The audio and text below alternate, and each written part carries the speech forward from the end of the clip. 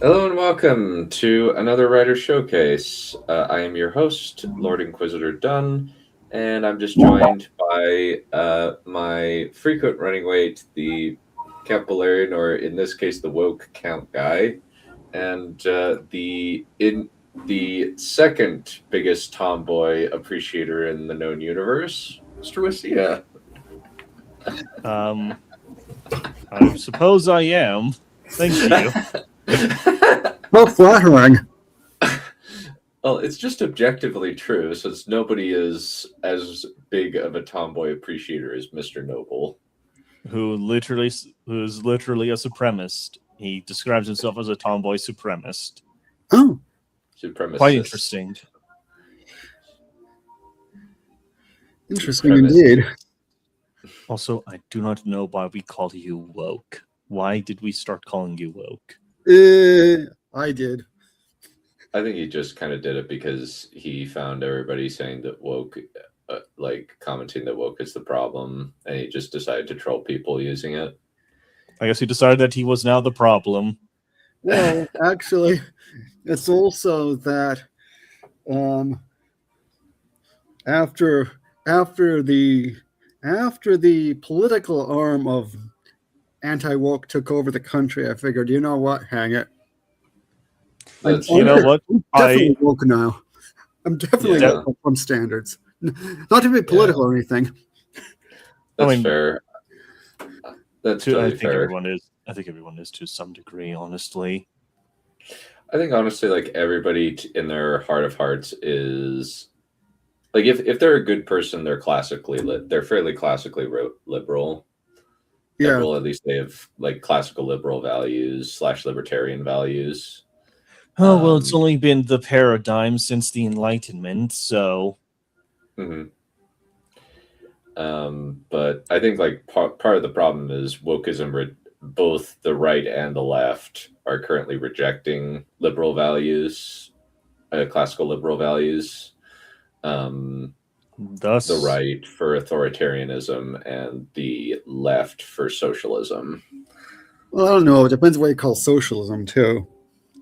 Unfortunately, there are a lot of people who want to obscure the word and water down its meaning. Well, I just mean like they want they like people who have a hierarchy of oppression system. They want to they are advocating for like a socialist country in terms of like just they say themselves that they want to double down and they go into more socialist or communist. Hey, by some definitions, I'm a socialist. Yeah. Oh yes, but everybody is by the incredibly watered down version of it, where it basically just boils down to: do you think a government should exist? Yes, then you are now socialist.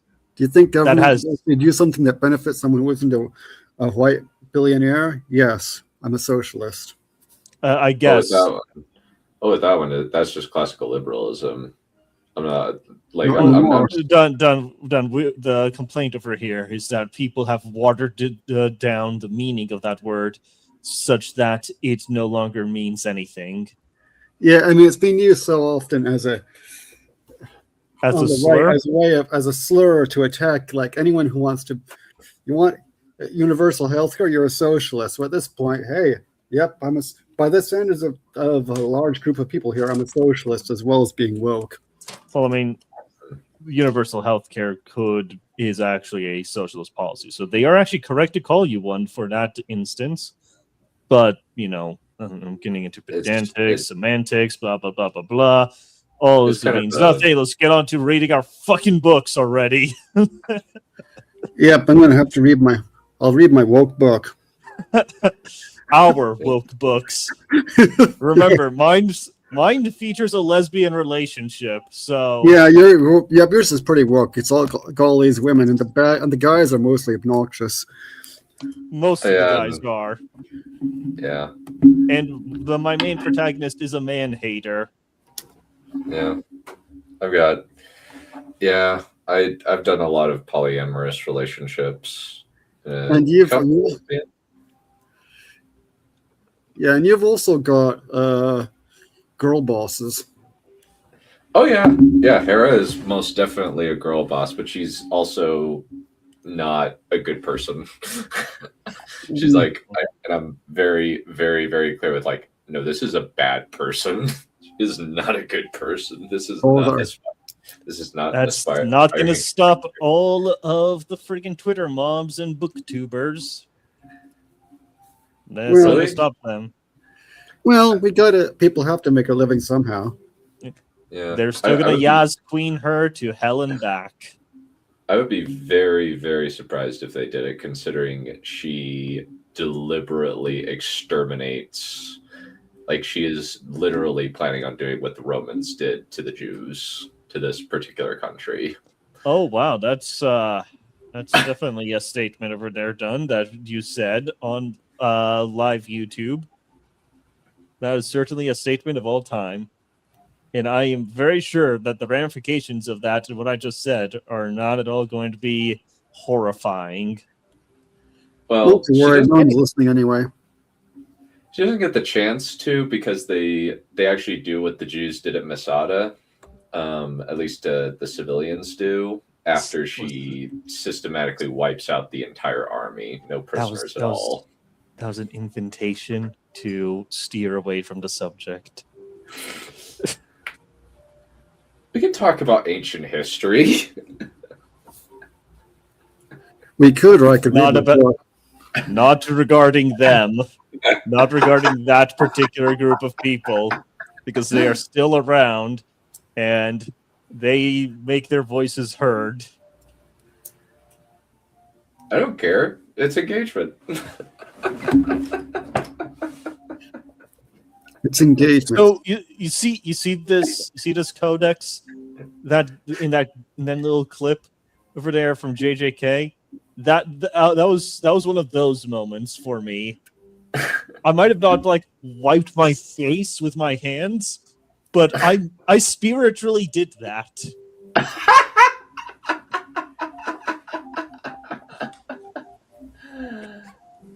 I'm not sure what we're talking about now, but hey. I'll Yeah. share it with you later. Don't you worry. Yeah. Yeah. Well, yeah, no worries. Yeah, I was just but yeah, I just wanted to take some inspiration. Yeah, I actually did read that on stream. So it's like Yeah. for all to see. But yeah, I just was like, no, I just want to kind of nail my flag to the mast that like this is what people with dragons would do. They would become like Rome. And they would do terrible things. Yep. Yeah, people with dragons would be pretty bad. It's true. I pinged you in the general chat. You may look at it. Oh.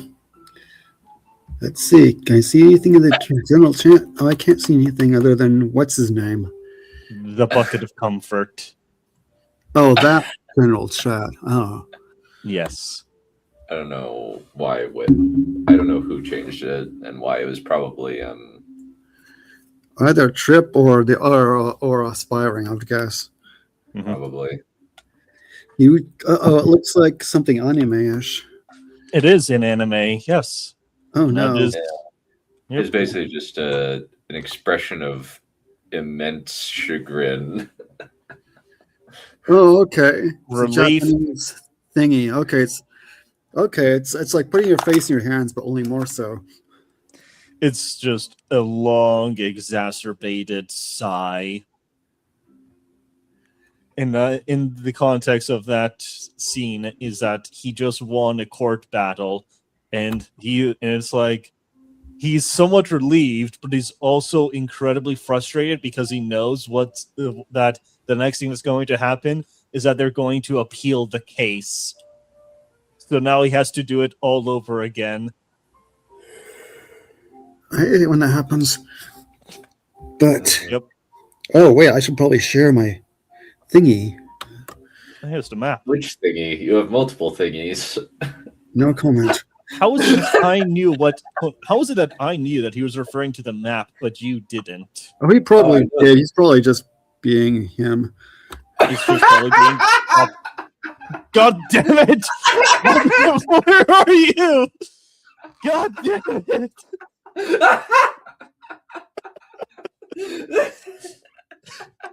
Boomerlarian has returned, ladies and gentlemen. He never left.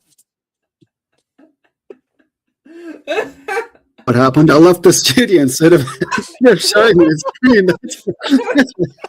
That's what happened. Okay, fair enough. Did you hear me cursing just now?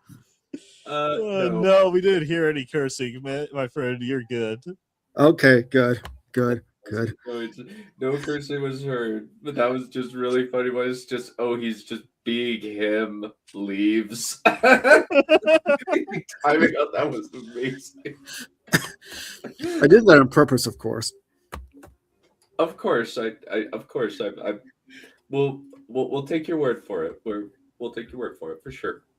Oh, okay. This is the map. He's the map. I'm the map. I'm the map. I'm the map. I'm the map. I'm the map. I'm the map. Okay. Only when I do it's done. Maybe not even then. But let's see. So last time we'd got them to the castle where they met a guard named Muchacha. Who sounds oddly like Muchacho. Oddly, yes. Also, and that was which we've mentioned before is a complete coincidence. Very. Which is an interesting fact, especially since I knew there were already. So I don't know what was going on with that. But anyway, Majara led them up to the ancient gate, which was guarded by a few bored-looking guards and an even more bored-looking captain. Greetings, Captain Muchacha Be Mwe Raina, he said. Be pleased to welcome Count Smarojobo of Serchetatan, which is Parlamar of Serthatan, and Gadawada of the Ambata, and their fair offspring, Barama and Shirumbawaga. Margaret, I and my men will be staying here as well. We are Great One's guard of honor. Margaret tried to keep her face a mask. Honor? I'd just leave you without this. Honor. Unwelcome, Great Ones, muttered Muchacha distractedly. Great Ones, grace us with great grace, said Gadawada as he and Parlamar bowed in the Turanian fashion. Most unworthy. Sorry, guys. Something horrible just happened on my end. I'm going to be gone for a little bit. Oh. Yikes. Yeah, paint just exploded, so. Oh, dear. Paint exploded. Do you want me to go on reading? Yeah, go for it. Most unworthy, said Majara. Let Great Ones continue to have a care what they and their fair offspring do and say. I'll be glad to see the last of that creep. But neither Margaret nor her companions were under any illusion that they would be any safer without Majara than with him. There would be no safety until they returned home. Perhaps not even then. Great One's counsel is most wise, said her father. Let Great Ones be pleased to follow me, slurred Muchacha. Is he drunk? Wondered Margaret, and escorted them into the old castle, which was 9 stories tall and made of limestone with some gold trim over the doorway, and a moat crossed by a bamboo bridge. The castle seems almost home-like, said Barama. Or would be without these grey watchmen, he didn't say. And it was indeed relatively modest, although here too some glorification had taken place. Portraits, statues of emperors, and adulatory verses were scattered here and there. Exalted as will to give you a full complement of servants, said Muchacha. They will be introduced themselves. I must return to the gate, but Majara will remain with you, I don't doubt. As Muchacha left, Margaret saw Majara scratch some notes on a tablet and thanked Ishtaka and Karat that she hadn't said anything. That she hadn't said anything. She was sure her thoughts were highly unfashionable. Have a second. Have some water.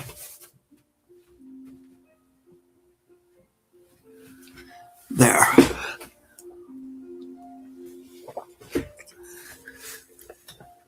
Ajara was a constant presence, and it soon became clear that even the servants were paying more attention than they let on. At supper, the guests were served saber-toothed tiger and antelope in plum sauce. The message wasn't lost on any of the guests. First our emblem, then us, Margaret realized. The next day, they did a little sightseeing in a vain attempt to take their minds off what Jara called their upcoming honor. They were introduced thereby to a side of Sandringian history that had been largely buried under the hearth, like the assembly hall, a long timber structure now largely burnt out, where the council had once met to advise the kings. I never knew Sandringian kings took advice from an assembly, said Barama, trying to straighten his hair. I think I read something about it in Father's library, said Margaret. I'm glad they changed that, of course. The Emperor knows better than a lot of stupid subjects. They were all traitors in the pay of Chaga, said Majara, but paying too much attention to these things is highly unfashionable. Of course it is, thought Margaret, but she and Barama bowed their heads. Let's see. Come on. Okay, page down. Sorry. Bowed their heads. Okay. Majara steered them away from the assembly hall. Just a lot of rebels, and not anything great one should take an interest in. And past the pyramidal old library made of sandstone, it held unfashionable books, so access was denied, to the Turanian theater in the Kwarata district. That might be unfashionable, but at least it wasn't seditious. There they attended a classical Turanian play entitled Titi Pranatrumu, or The Cuckoo and the Tree Penguin. Cuckoos stand for adultery, explained Pylamar, and tree penguins are symbols of fidelity. Tree penguins live in the woods of southwestern Turania, said Margaret. I read that in a book. Why am I talking about tree penguins when I might end up in a Barusa? But of course that question answered itself. What else could she do? Yes, said Uncle Garawada. The drama concerns the way sinful passion destroys a man's soul, while a virtuous wife, though suffering misery and death in this life, is rewarded in heaven. Margaret and Barama were glad for the explanation, as otherwise the story might have been lost on them. The climax of the first act left them befuddled. Why is it such a big deal whether he is a cuckoo or not? Asked Margaret during luncheon after the show. I don't know, said Barama. Why is he upset when she says she hears it? Margaret scratched her head. What's the difference between... Oh, God, no. Angningi... Oh, God, no. Let me try that again, sorry. Angninivid and Angnagavad. Anyway, yep, I can't pronounce my own languages. I'm blessed can't if I know. We haven't got to the causatives of perceptive verbs yet. Angavad is a dyslogistic causative, explained Garawada. She means she doesn't want to. This is the play that, the first time it was performed in Turania, provoked a civil war, added Pylamar. Why? Asked Margaret. the introduction varied from the approved pattern, replied Gadawala, or so they say. Those Turanians are mad, said Barama, raising an eyebrow. I really feel ignorant now, said Margaret. If they have the book in Father's library, I'll try reading it, and maybe then I'll understand more. Majara said nothing. He found Turanian drama a bore, but was glad they were discussing that rather than pretty much anything else. After lunch, they tried to lighten the mood by going to see a puppet play about the sacred blue pony in ancient Turania. At least it was in Sandoranian, and the story familiar. But neither Margaret nor Barama could get much pleasure out of it. The dreaded hour was fast approaching. Margaret had little appetite for supper that night. Barama was sick. So the next chapter is the one where they actually meet the Emperor. How long have I been talking? 14 minutes. 14 minutes. Is Wasia back? I have been over here this whole time. I have headphones. I have just been a little occupied cleaning up both my desk, the floor, and cleaning off a whole bunch of paint that exploded onto something that I was working on. Yeah, it's a long story. Those were not meant to be Cockney accents. But I got a little lost because I was trying to speak Turanian in the accent and in the voice, and the Turanian words were kind of hard. It is quite amusing that you stopped to say, I can't even read my own language. Yes. I mean, I could have tried a third time, but I thought my listeners' patience might be running out. So, hey. So, yeah, none of those was meant to be Cockney accents. These are all meant to be aristocrats. Which is very, very amusing. Isn't it? He's like, you call that a Cockney accent? This is clearly his British pride was wounded. I can't blame him. I think I'm going to be expelled from the motherland now. That would be juicidly unfortunate. Yes. Yep. So, all I am going to say is that I hope that police officers do not ever visit my home and check the bathroom, because the particular color of the paint that decided to explode on me was red. Like a deep red. So, so Bay Harbor Butchers. So Bay Harbor Butcher. Yes. And 50 other. Yes. 50 other serial killer jokes that you can recite at this moment. Indeed. Jack the Ripper. Who's the guy that ran the weird, moving hotel, almost like a hotel deal? Oh, this guy. I can't remember. It is so appropriate that the name of this particular paint that decided to explode on me was Dread Red. Dread as in DREAD? Yes. As in to dread or to fear something. Okay. Yes, that is appropriate. I guess basically the room is a horror film site now. I've effectively cleaned up most of it, but yeah, there's still some speckles here and there. It's not completely cleaned up, and also I need to fix up the dropper bottle now because the paint agitator decided to fall down the sink. And you also a little metal bearing. You're gonna have to do something about the fingerprints too. Look, mate, I've just already accepted the fact that it's gonna look sus as fuck if anyone comes in here. Okay, well, we'll hope that no policemen randomly come into your house. Yes, that would be incredibly inconvenient, but, at the same time, it is actually paint. They're going to figure it out. Oh, it's just fucking paint. Maybe. Unless they see all the Quran and Arabic stuff in here, then they're, Yeah. Yeah.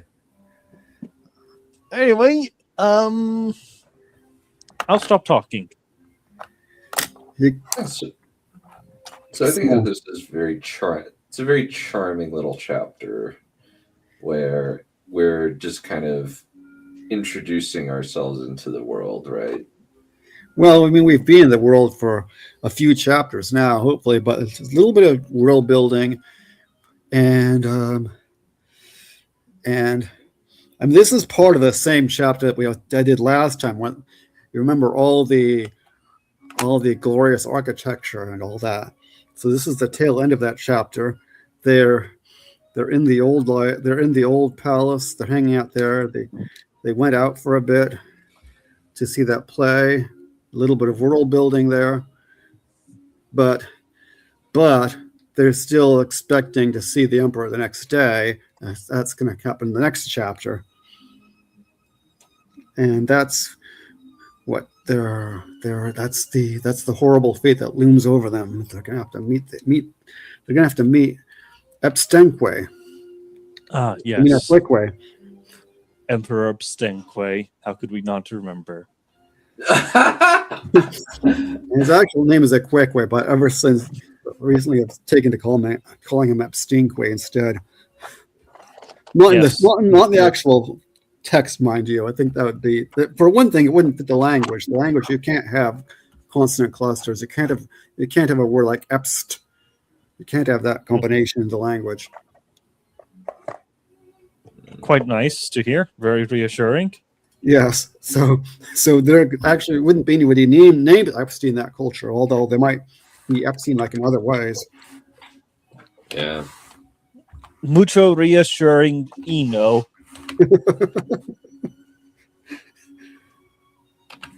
Yes, I am learning Spanish. How could you tell? What's the Eno part? Okay, I was mostly using Duolingo. It is one of the primary ways to learn a language these days. Yeah. We didn't need it in my day. Anyway, thoughts on your little chapter over here. So, remind me again. So the plot. So what's going on? The events of this chapter over here is that we are going to a play. Well, that's this part of the chapter. It's like the tail end of the chapter. You remember the last time I read when they were viewing all that.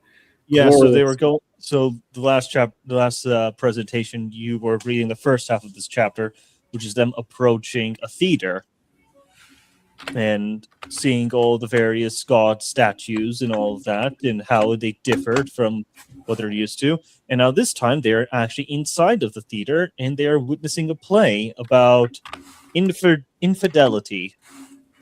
Yeah, I just wanted to put that bit in about the I just wanted to put that bit in about the conjugating the verbs. Mm-hmm.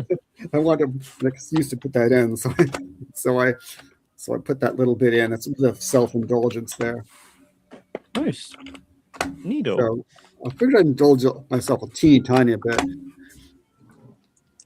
So that's what I was doing with that. But it's in the less fashionable part of town, so it's the less glorious part of town. So it still retains some of the old flavor before it got all hyper imperial and hyper glorificatory or whatever. I don't even adulatory, whatever the word is. Before it got all self-aggrandizing and self-important. Yeah. It was still probably fairly self-important, but not as self-important. Interesting. And is that it? Yep. Well, they were sick at the end because next time they're gonna see the emperor. That's what's gonna come up. I don't know if I'll actually get to them seeing the emperor next time because it depends on how long the chapter is and how long it takes me to read it. But that's what happens in the next chapter. Mm-hmm. Also, hello there, Cynthia. We see you. Hello. Chat. Aloha. I have never met you before. Hello. Nice to meet you. I'm sure. I sure hope that at least, the presentations have been amusing so far. Oh, yes, they've been brilliant. All right. Crap. Done. If you would like, you can go next, and I'll be perfectly okay with that. Okay. I've still got some cleaning up to do. Okay. Yeah, I should warn you. I'm probably gonna go around around 20 past, not 20 past, half past or something, maybe 5:45. Okay. Hmm. So. Okay. All right. This will be pretty quick, actually. This is just kind of. So basically, all this happening is we're kind of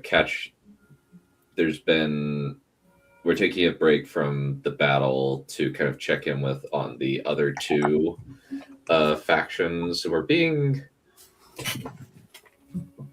introduced to a character who's going to be very prominent in the second two books. He's been mentioned periodically as the first king of Olyntius, who's one of Mithrkal's friends. Oh, don't go home without it. Yeah. Don't leave home without it. Is what I meant to say. Sorry. Yeah. Yeah, I do need to I do need to post more different videos and do more streams. I know tomorrow we're going to be doing Andor again. So Oh, yay. I'm not excited. I'm just going to be like, don't want to do this. I mean, I'm kind of excited. Andor is a pretty good show, and it's also a good Star Wars show. So yeah, it's good despite being Star Wars is how it's put, because we only have two good pieces of Star Wars media in period. I mean, other than Andor. what? So just the OT and Andor? No, New Hope and Empire. Everything other than Andor. Andor after Empire Strikes Back is terrible. In terms of like movies and TV shows. Yeah. And we're discounting the 2003 Genndy Tartakovsky miniseries. All right, so that one, okay, that one's the except. Okay, so there are four good pieces of Star Wars media. Period. That's what I thought. Yeah. All right. Yeah, I keep forgetting about that since I'm like, it is a mini series, and it premiered in 2003, and it was surrounded by both episode 2 and 3. So I don't blame you. Well, plus it got surrounded. I had that series on DVD, and I really loved it. We had that series on DVD because I also had it on DVD, and I also really loved it. The cool thing is it's now fully on YouTube. Anybody can watch it. And also part of the reason why I decided to use ARC for my Steam name. Nice. Part of it. Alrighty. I should not be doxing myself like that, but oh well. Yeah. Yeah, Jedi Survivor and Jedi Fallen Order are pretty good.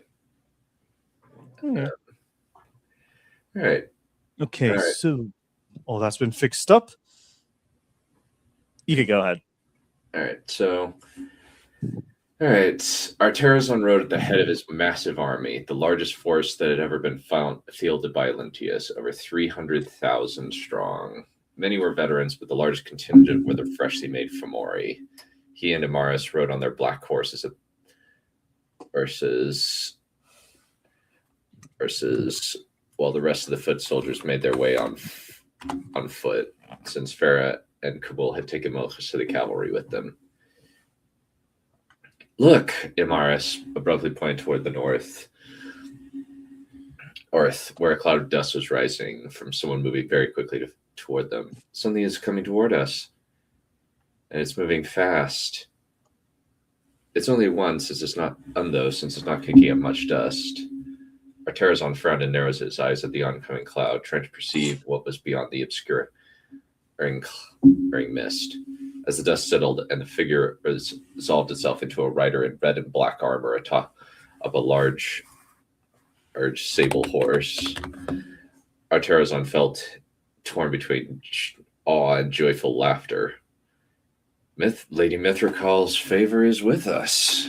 He spurred his horse toward the figure riding toward him, ignoring Amaris's gasp, followed by his friend riding after him. The rider reined in before him, his bull-horn helmet vanishing to reveal an angular face framed by chest-length black hair. His slitted red eyes seemed to burn with inner fire as he fixed his gaze on Arterazon, expression intent. Not waiting to be asked, Arterazon dismounted and knelt, followed by Amaris. Lord Tar Asheroth, his voice shook. Your return comes in our latest hour of need. You are most welcome. It is good to see you too, Arterazon. The man said calmly. Tar Asheroth dismounted his warhorse and motioned Amaris and Arterazon to rise. What is going on in my absence? I felt a great expenditure of power near Olympus and later at Mordrith. Where is Mithracal? She has vanished, Lord, Amaris explained. We were forced to take drastic action to save the people. She sacrificed herself to restore the people to sanity after we transported them from the island to Mordrith through the Umbriel. What? Tar Asheroth's voice was filled with anger. Why would you take such a risk with my people? The Delphar had summoned a tidal wave large enough to engulf the island and all who lived on it. Arterazon felt his shame even more keenly with Tar Asheroth looking at him with those penetrating red eyes. We have been trying to evacuate, but we ran out of time. They live, but they were transformed into what you see. To his release, Tar Asheroth turned his fiery gaze away from Arterazon and Amaris to the Fomori. Or he's still marching toward the northeast. No, he whispered. It wasn't anger in the ancient being's voice. It was a terrible sadness. What have they done to my people? The ones to whom I gifted the island. Those who stayed true and answered my call. They still live, though their memories of their old lives are gone, Arterazon put in. Tar Asheroth didn't seem to notice. I remember gifting them the island that I labored for years to give to my wife before she was murdered by the Delphar. Anger filled his voice at those last words. I made it by connecting many islands to one. The last remembrance of her that I had left. And they took it from me, just as they took everything else.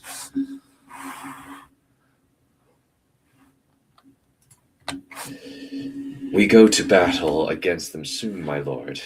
Imar stood up and pointed. The Darkmouth is hard-pressed. If you ride with us, the odds will be turned in our favor. I will ride with you. Tar Asheroth swung into his tall horse's saddle. Vauron has been eager for battle for a long time. I mean to satiate his hunger. Amora rode through the city, frowning as she counted the Loyalist and Fomori troops. And comparing them to the ledgers she found in the Citadel. They'd lost nearly 3/4 of the human troops, though only a sixth of that were dead traitors. The rest had escaped. Where to, Amora did not know. Some spell had obscured their path from her sight. On top of the traitors who remained fighting until the last man instead of fleeing. The Fomori had suffered a much smaller loss by comparison. Only 1/10 of their force had fallen, but only a little bit more than that needed it to have their wounds tended to. The Fomori were extremely hardy and strong. Only a small number had been injured, injured that they were restricted to bed rest, but those were suffering from injuries that could have killed a regular human. Hail, Lady Amora, one of the tall female Fomori remarked, raising her battle axe. Her green skin seemed to bulge with tight muscles, slightly overlong fangs reading from her bottom lip and poking over the skin. We've started to gather the traitors. We will soon feast on their flesh. Amora's lips quirked in a smile. There's something in the back of her mind screamed that what was happening was wrong, was an abomination. Feast away, but keep your eating private. It would not be right to alienate those who still remain with us. The Fomori female tapped her axe blade against her shoulder and shrugged. Very well. We'll follow your orders. Stomach strangely calm, Amora watched as the strange creatures started dragging the dead to where they could cook and eat their spoils in peace. Strangely enough, the smell of raw human meat was rather appealing to her. For a moment, she considered going back to her tasks, but there was a terrible hunger growing inside her. She tasted how sweet living flesh was through the mind of her beasts. But what did it taste like to actually feel the juices dribbling down her chin? Well, if I'm not going to eventually decay, perhaps I should enjoy what pleasures remain to me. Should I eat it raw or cooked? Why not both? Wait. She caught up with the Fomori. May I join you? The creature paused, then nodded in agreement. It will be an honor, Azrith. And that's the end.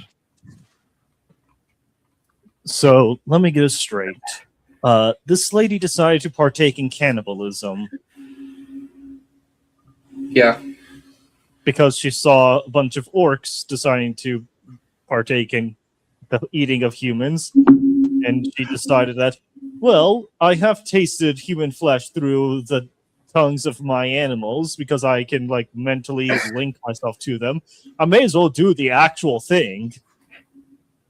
And she also thought, oh, I'm going to be dead anyway, so I may as well. Well, actually, it's more that her body is eventually going to basically vanish, and she won't be able to physically interact with the world except with her armor.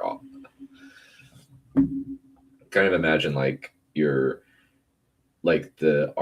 armor is a casing for their disembodied soul.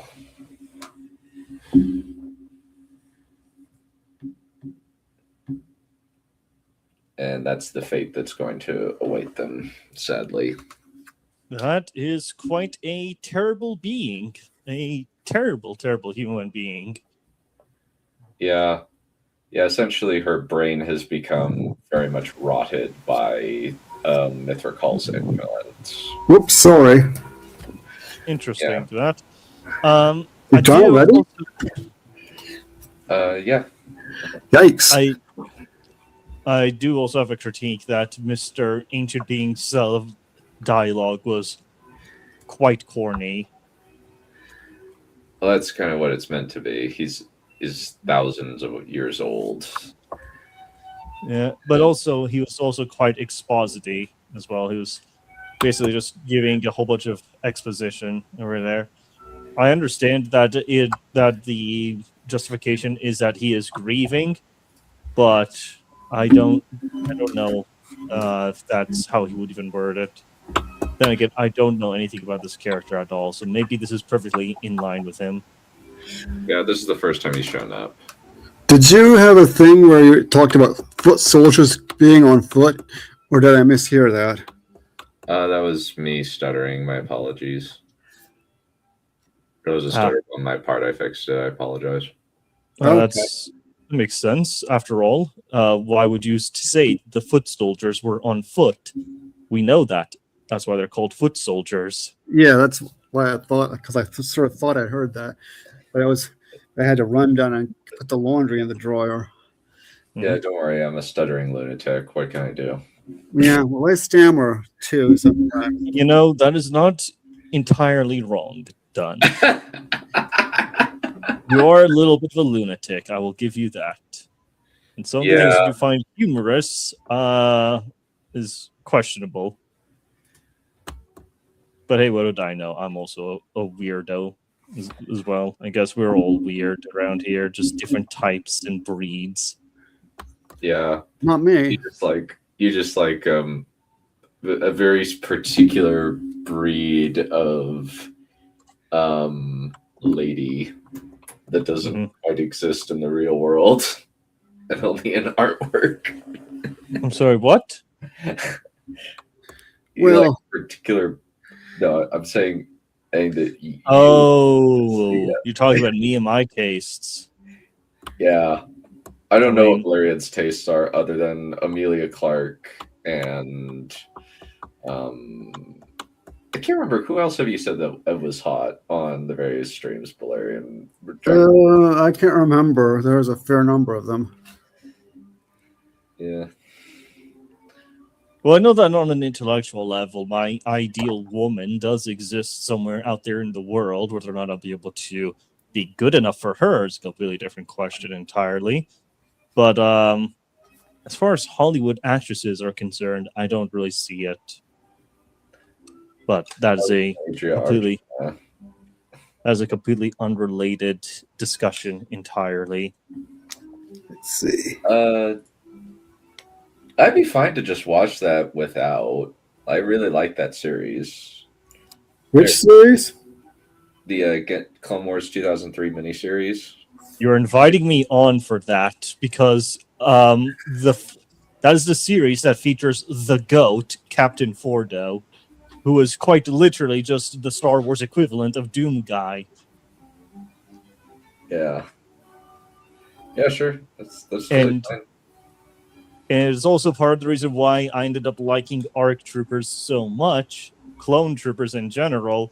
And if you see the games that I later choose to play, it says quite a bit. You can tell where all that came from. Helldivers 2 has a lot of that vibe in it. Yeah, I need to pick it up.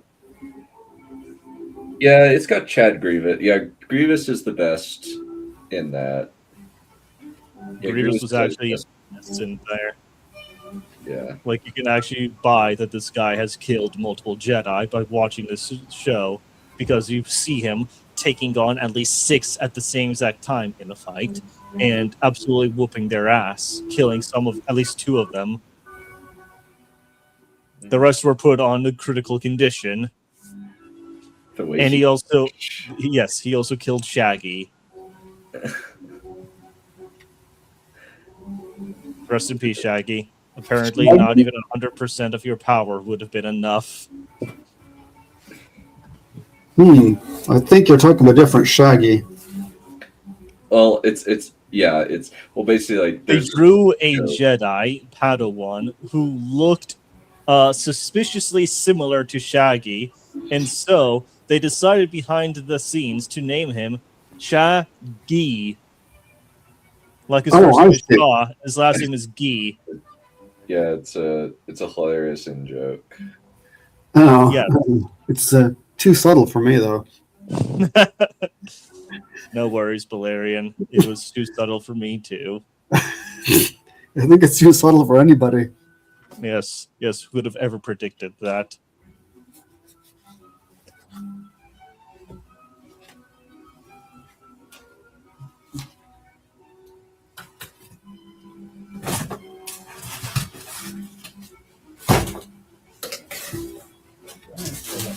So anyway, I'm gonna go ahead and I'll just go and pull up the chapter. Give me one moment.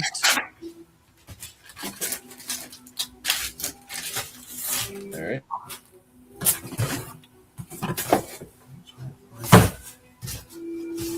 I had a whole glove of those things. All right, so last time I presented this chapter and got cut off somehow, and I had absolutely no idea how or why. That was rather upsetting. But anyway, to recap, the previous chapter, chapter 3, was basically just a slice of life where we got to see Val, Dove, and the rest of the team going out into the world and basically just looking around and collecting information about the upcoming mission and so on and so forth. Valerie questioned the whole validity of it and whether or not they even need to do it, considering, there's the mission briefing and all that. And they should be spending their time instead actually preparing for the mission rather than gathering additional intel. But Dove convinces her to go anyway. Valerie's utterly miserable throughout most of the experience, but also discovers that their recluse teammate, Miriam, has also actually gone out on her own to collect information and learn how to navigate the jungles from expert pathfinders, even though she said that she was going to be staying in her room. Meanwhile, the other half of the team, with Sheila and Sunny, were collecting information when Sunny got swindled by some guy, and Sheila decides to go back to the guy and basically get Sunny's money back, and which she successfully did. The guy curses her, and she curses him back, and then they decide to get around for some lunch, when Valerie notices this cool little orrery thing and learns about a tragic tale involving a blood moon. So, thus, we pick up with the 4th chapter, Bandage. Valerie and Luna marched into the dimly lit restaurant with Dove tailing her with a gentle stride. The den had dark wooden planks for its walling, with yellow lights like candles seeping through the lampshades at the center of each table. Along the walls were booths with fine leather seats, and above them hung various plaques, taxidermized animal heads, and even antique wood and steel firearms from a bygone age. Finally, her eyes settled on the bar at the far end, noticing a crowd gathered around. A constant murmur filled the room as Valerie and Dove approached the crowd. They slipped between the men, making their way through to the bar and finally seeing what had captivated the men so much. It was Sheila. Valerie's brows pulled together, her expression narrowed into a sharp glare. Right beside Sheila were a few dozen empty shots, and across from her was another man struggling to gulp down another shot of clear alcohol. Valerie's nose wrinkled, her nostrils Oh, wait, hold on, I have a phone call to take. One moment.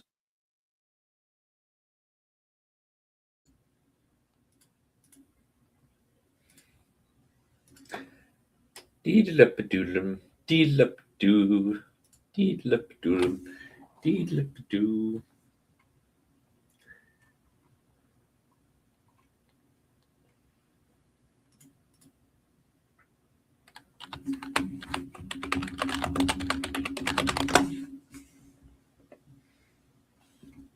Apologies, that was my younger brother. He said I have to be over there to pick him up right now. Okay. Thought he said at 3 o'clock, but as it turns out, no, it would be 2:30. All right, no worries. We can call it good there then. What? Did some other disaster just happen? No, I have to go pick up my younger brother and take him out with his friends. Oh, So you and your friends are gonna kill your little brother? No. I'm going to take him out with his friends. It's going to be a killing spree, done. so what about the blood in your bathroom then? That was not blood, that was paint. It was very, very dark red paint, and it was a little sticky and a little hard to come off. Yeah, A little warm, but we'll see about that. We'll see about that Let's see about that in court. in court. Note to self: do not if there is no paint coming out of the dropper bottle. Do not try to brute force it. You will explode the dropper bottle. It get paint all over you. Yes. Terrible idea. Anyway, I unfortunately have to go. Sorry again to do this to everyone, but next week. Sounds good. Next week they get canceled for some reason. Oh, I would Next love week- that. It would be free publicity. It'd be hilarious. Next week you'll get canceled for your commentary about the Jews. I didn't say anything incorrect about anything disparaging about the Jews. It doesn't Don't matter. worry. You just uttered the name, and that's enough for some people. So so you can't even comment about just this factually happened in history that is neither Yes. good, that is, even though it's historically just mentioning a really bad thing that happened to the Jews. Okay, actually, no. In that context, never mind. It would work perfectly fine. We won't get canceled for that. We'll probably get canceled for something else, like, I don't know, talking about wokeism with Valerian, or me bemoaning something, blah blah blah blah blah. Yeah, in fact, I think the NSA are knocking on my door right now. Oh no, that's the CIA. Honestly, And I would They're have those less, guys. I would honestly have less problems with woke people. Like, I would have less problems with woke people if they actually put out competent stuff and were actually competent rather than dumb. Yes. It's kind of that Venn diagram of, oh, you're obnoxious and you're stupid. Listen! Hey, you Yeah. got your papers ready? All right. Well, right. let's talk- Go away! No! Help! Oh, And on I that think note- Valerian is actually being arrested by the NSA, and which on means that, I'm next. and on that All right. bombshell, see you later. Okay, All right, everyone. goodbye, everybody. See you never.